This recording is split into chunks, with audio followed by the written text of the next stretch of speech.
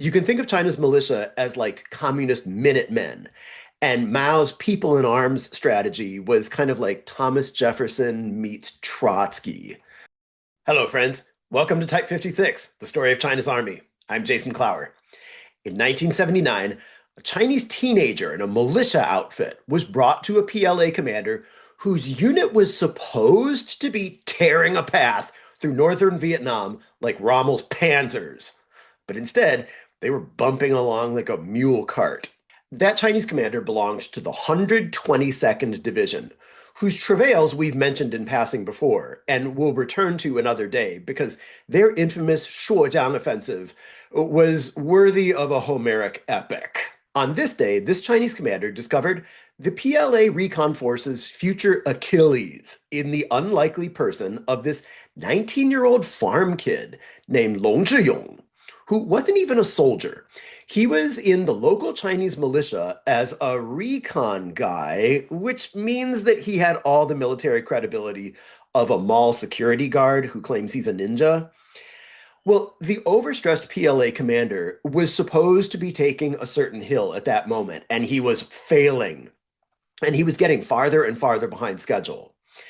So when somebody said to him, "Sir, there's a local militia mall ninja, and he says he can guide our men by a secret path to the top of that hill," the military commander may have been loath to entrust something that important to a dumb militia volunteer, but he had no better option. So he bet everything he had on this teenager, Long Zhiyong. Well, it turned out he bet right because Long wowed the army regulars. Among other things, as he was leading them up the hill, he knocked out a Vietnamese machine gun position on his way. And he got the rest of the platoon to the top of the hill and helped them capture it. So from this point forward, Long and his militia platoon were cool as far as this army commander was concerned. And he kind of took Long under his wing. And sure enough, Long and his guys took another hilltop for them. The army commander was finding that these kids in the militia who had grown up clambering around the local mountains hunting were better prepared for this stuff than his own regular soldiers. Now, you might remember from a previous episode that many of these regular soldiers really had only been in the army for a couple months. But anyway, this idea stuck around in the commander's mind and bore fruit later. That too is another story for another time when we talk more about the evolution of PLA recon. For the moment, the point is that when China invaded Vietnam, even though Chairman Mao was safely dead, thank heaven, one of his pet projects that lived on was actually doing pretty well. That was the militia. Back in the early 60s, you might remember from a previous episode, Mao had tried to squelch the PLA's efforts to modernize and professionalize itself. Specifically, Mao had wanted to turn back the clock on national defense strategy to a people in arms strategy. We have a whole episode about that, but briefly, Mao felt leery about paying for a huge modern army, and instead, he wanted a country full of citizen soldiers who would work in the farms and factories, but if war broke out, they would drop their hoes and hammers and pick up the SKS. That would leverage China's huge population and save them from having to master modern combined arms warfare, which is difficult and expensive. You can think of China's militia as like communist Minutemen, and Mao's people in arms strategy was kind of like Thomas Jefferson meets Trotsky. That was the theory. In practice, the militia was a very mixed bag. In many places, the militia was a joke, a bumbling Barney Fife operation. And in some locales, corrupt militia leaders actually went into business for themselves as armed robbers or arms traffickers. But in some places, the militia was well organized and efficient. For example, on the northern border with the Soviet Union, where tensions were always high and skirmishes with Soviet troops actually happened. That'll be a separate episode. As you'd expect, the militia in those sensitive border regions got much higher priority for equipment and training, and they were pretty good. Ditto for the southern border. In the 60s, when China and Vietnam were cooperating against the Americans, China had used a lot of southern militia troops to help maintain the flow of aid to the Vietnamese communists. In the 70s, as things got tense with Vietnam, China used the militia to watch the border because that was incredibly hard. The Sino-Vietnamese border looks small on a map, but with all those many dog legs and salients in the border, it's actually 1,300 kilometers long. And it's devilishly hard to watch because of the complicated terrain and foliage. As tensions grew, China came to believe that the VPA's incredibly professional recon commandos were just coming and going as they pleased back and forth into Chinese territory. So that was a perfect job for the militia. Necessary and important, but also manpower intensive and fairly low skill. A perfect thing to outsource to the militia to free up the trained regular armed forces for more complicated tasks. But that was just the beginning, because then in 1979, war were declared. And now the militia didn't just watch the border, they crossed it. When the PLA moved into Vietnam, the army brought their militia with them. They planned to use the militia in Vietnam as something like communist Halliburton and just outsource a lot of their non-combat scut work to the militia. However, as we're going to see, that plan evolved fast once the war got moving and reality set in. The militia ended up serving and fighting in a lot of ways that Mao had once foreseen, except that instead of defending their own farms and factories, they were attacking somebody else's down in Vietnam. What were those missions? Well, reconnaissance was one place where some of the militia really shone. People like that teenage recon star Long Zhiyong at the beginning of today's story. PLA commanders discovered that the best of those militia scouts were more valuable in those hills on the Vietnamese borderlands than the average PLA regular. And so, after the war, the PLA actually started cherry picking these backwoods country boys like Long Zhiyong for their recon teams. And as we'll see in a future episode, they had to play catch up with the VPA, the Vietnamese People's Army, because Vietnam was now far ahead of the PLA in systematically cultivating recon talent. And part of the PLA's response was now to enlist Long Zhiyong and people like him into the regular PLA. They made Long a recon commander and put him in charge of creating a recon training pipeline to systematically educate other people to do what came naturally to him. Now, in 1979, that kind of specialization still lay in the future, in the 1980s. But even during the Sino-Vietnamese War of 1979, it's kind of amazing what some of these recon militiamen could do just as talented amateurs. Like some of them would actually scout for the artillery. They would slip into Vietnam, locate Vietnamese bunkers and machine gun positions precisely enough that when they came back and talked to the artillery could actually take down their info and generate firing solutions from those. That's some pretty nifty map work. There are also cases of whole militia artillery batteries going into action against pillboxes and guardhouses and enemy command posts and troop concentrations on the Vietnamese side of the border, and even some Vietnamese artillery positions. Now, if I were a PLA regular, I'm not sure that I would want the local militia artillery doing indirect fire in my neighborhood, but the fact is, these militiamen seemed like they were actually pretty capable, and we're going to see some specific examples of that in a minute. Also, the militia handled a lot of air defense. Mostly, that involved just scanning the skies for enemy aircraft. Even though China and Vietnam were not using their air forces and bombing each other, it's not like they had signed a binding contract to that effect. China still had to guard its airspace because any given day might be the day that the Vietnamese Air Force just woke up and decided to fly to Kunming or Nanning or someplace and blow up the city.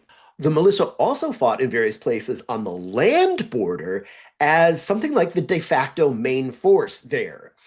For example, there was a county in Guangxi where the local militia ended up fighting the war on their own for 3 days and 3 nights without help from the regular army.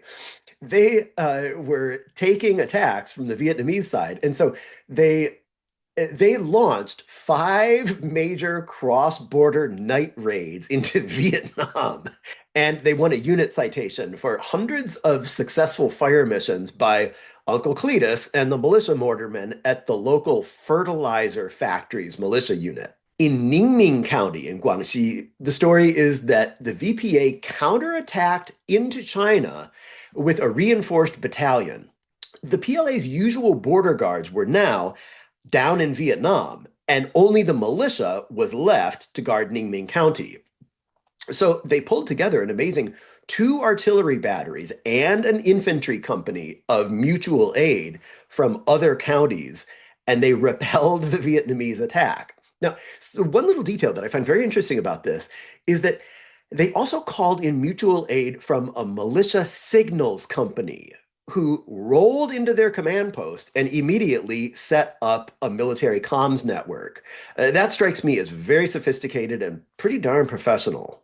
So far, all of this was much the same kind of warfighting that China had been preparing its militia for in the 50s, with the PLA as the main force, assisted by the militia and support functions, and also kind of like what Mao envisioned for the militia in the 60s. Namely, Mao was picturing the local militia fighting using their local knowledge, defending their locality with the assistance of certain PLA regular units as a kind of like direct action force, for whom the militia would serve as local guides.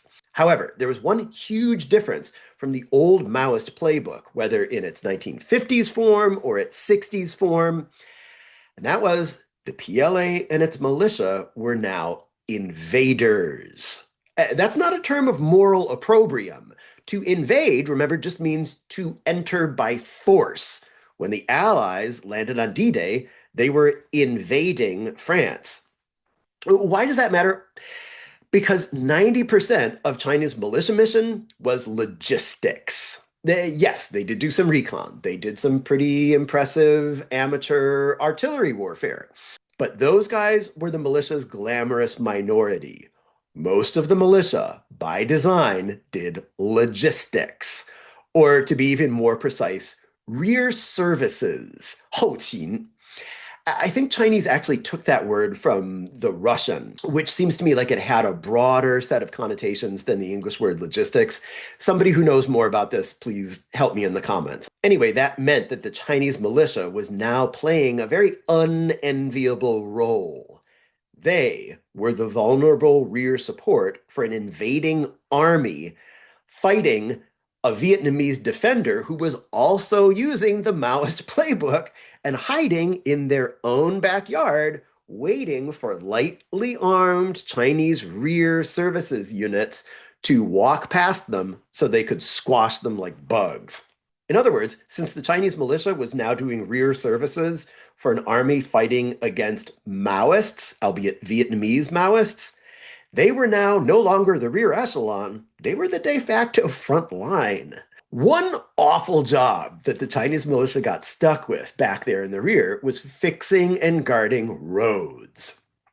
A militia unit might get assigned to repair a damaged road. Sometimes it might have been sabotaged by the Vietnamese or mined, in which case the militiamen had to demine the road. There was one area, too, in the battle for Highway 4, where the Vietnamese blasted a nearby water reservoir that flooded the surrounding roads so extensively that there were roads submerged all the way back in Chinese territory.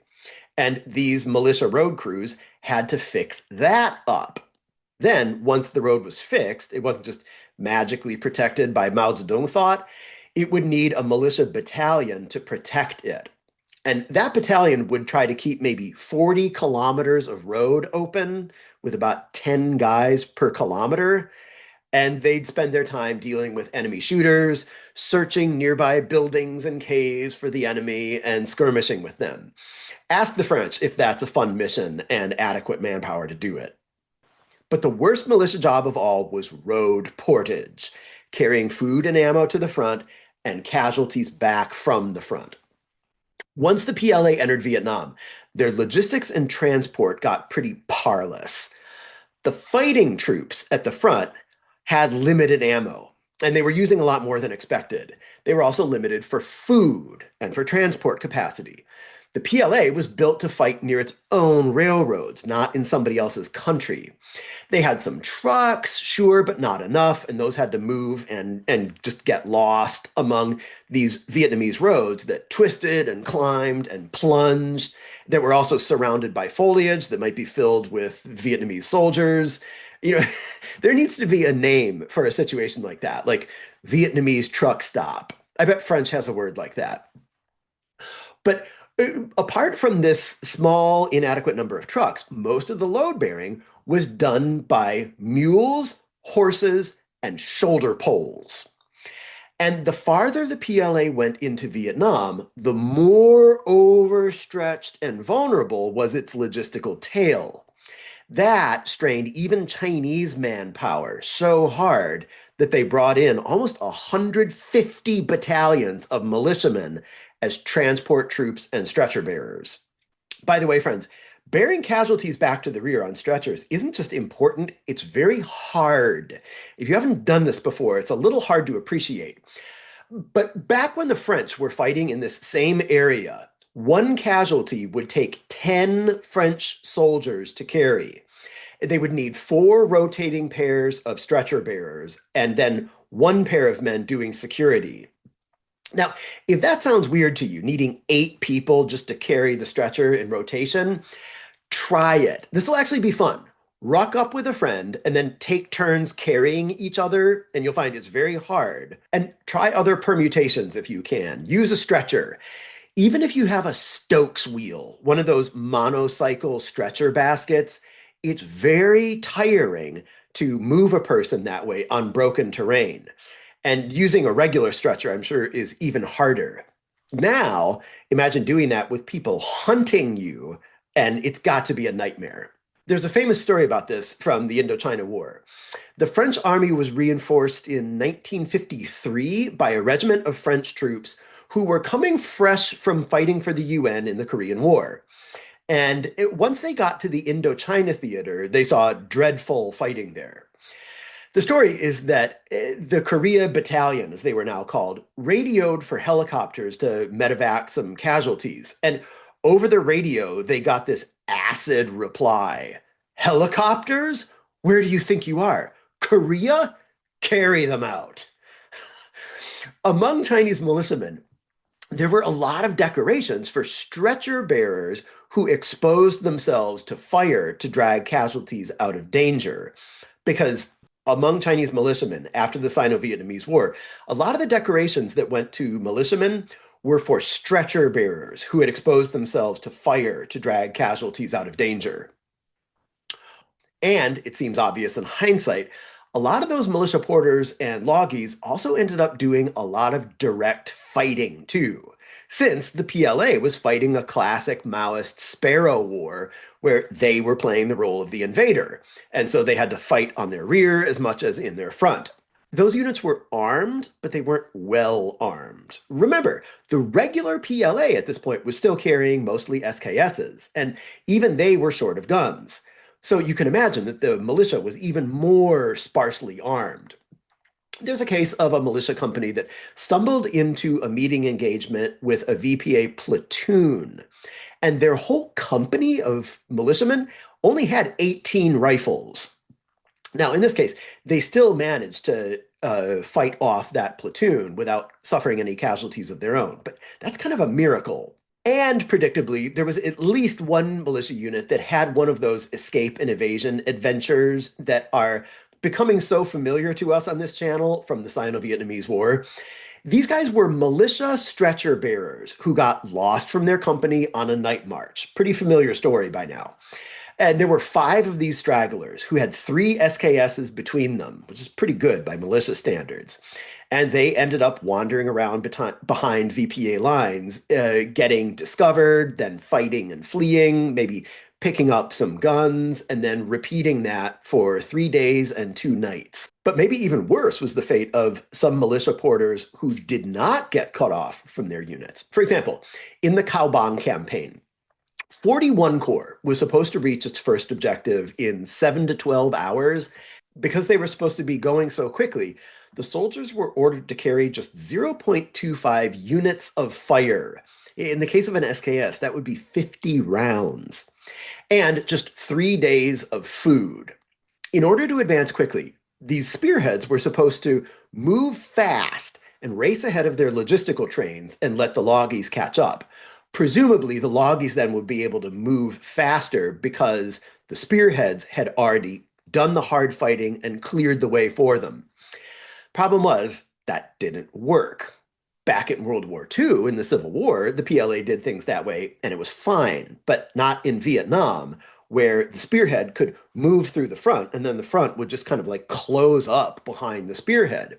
These militia logistical trains couldn't really protect themselves, and they were moving on their own now through Indian country in long trains of hundreds of poorly armed men. And so, when the Vietnamese hit one of these supply columns, it would just come apart like a piñata.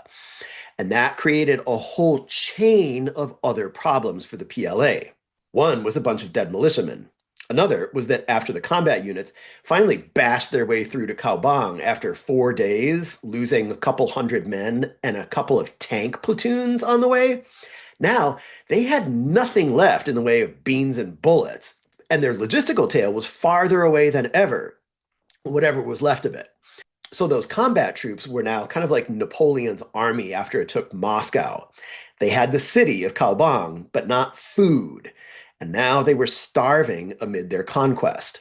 There were soldiers reduced to eating tree bark and tobacco plant roots. Yet another problem of this logistical failure was casualties. According to the PLA's original plans, the casualties were supposed to be evacuated back from the front by the militia porters. They would bring supplies up and carry the casualties back. That was the plan, and I bet it looked really good on a diagram on a chalkboard somewhere at Corps HQ. But since the loggies were now getting shot up in the rear and not reaching the fighting troops in the front with their supplies, they also were not taking the casualties off the fighting troops' hands. So that now meant that the Chinese fighting troops had to haul their casualties forward with them, advancing slower and slower as they depleted their ammo supplies and accumulated something like 400 wounded men. So we have a record of one officer who was accompanying one of these militia baggage trains, moving along in the wake of their regiment's fighting troops ahead of them.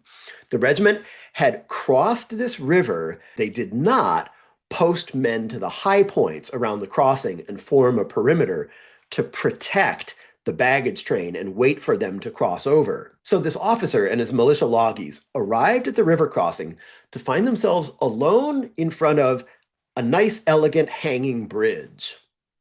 Friends, I'm just a stinking intellectual in a literal book-lined room, but even I know that if you're going to cross a strategic river in Vietnamese bandit country, the scariest thing you could find would be an intact bridge. But I guess their military commander had thought, hey, look, this strategic bridge somehow wasn't blown up by retreating Vietnamese forces. I guess this is our lucky day. Well, friends, if you're a fan of this channel, you don't need me to tell you who was waiting for the loggies on the other side. It was a whole company of VPA Special Ops commandos. And they ambushed the porters mid-river at 11 p.m., illuminated by bright moonlight and the porters' own flashlights. Well, instantly, it was pandemonium. Both banks of the river were swept by fire. In the water in between, pack animals were panicking and running amok, which just added to the chaos. One squad leader gathered a handful of men and tried to launch this tiny counterattack into the ambushing force, which was half invisible. He was shot, of course, and so were the porters in the water. Almost nobody made it across. On the south bank, the army regiment that had already crossed over heard this ruckus And they tried to find something Vietnamese in their locality to counterattack and help the Loggies. The regimental commissar did what commissars are supposed to do in emergencies, which is find the most dangerous place and show up there. He took a company under his command and he tried to lead a breakout, but he was shot in the head. Back on the North Bank, the Chinese porters and their army escorts now found themselves boxed in on the sand by even more Vietnamese. That became a churning confusion of porters and horses with dead bodies dropping and live ones running in all directions. A company political officer yelled, "Anyone with a gun, rally to me."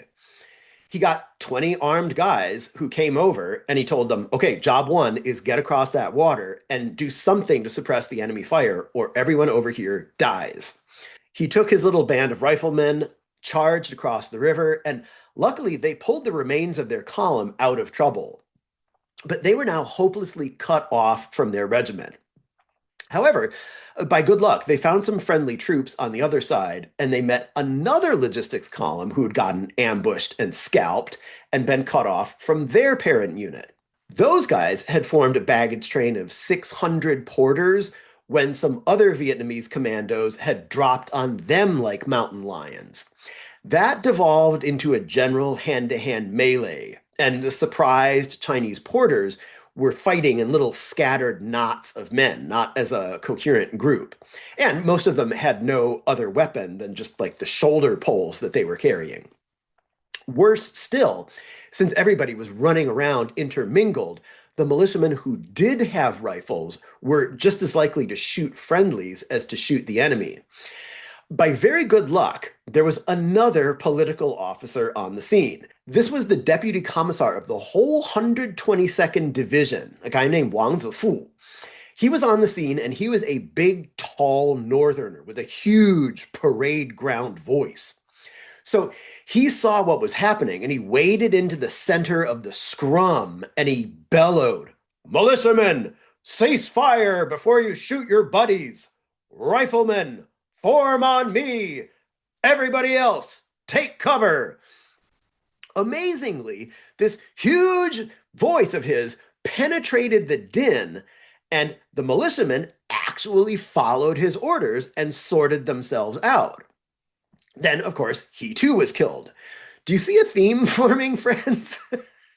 It's this: plans going awry, militiamen who are doing jobs that were designed for them in the 50s and the 60s under a completely different scenario, getting dropped into the soup, and then getting pulled out by the very people who were supposed to save them in the first place, the political officers.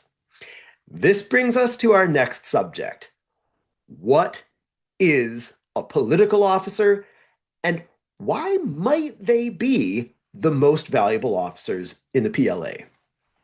Friends, if you like this sort of content, please like and subscribe. You might even go to Patreon and become PLA Trends to support our work.